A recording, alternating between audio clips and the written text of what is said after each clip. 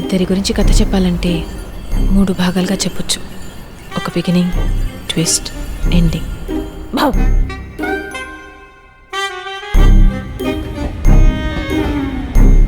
నేను నందుని రైల్వే స్టేషన్లో కలుసుకోవడం బిగినింగ్.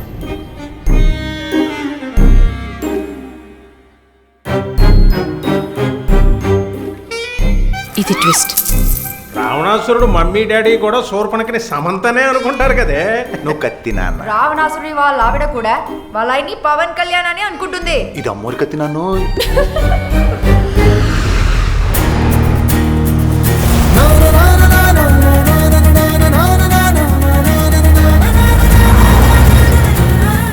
ఇది ఎక్కడ ఎండ్ అవుతుందో నాకు తెలియదు. నందు, వదిలేస్తున్నావా నన్ను?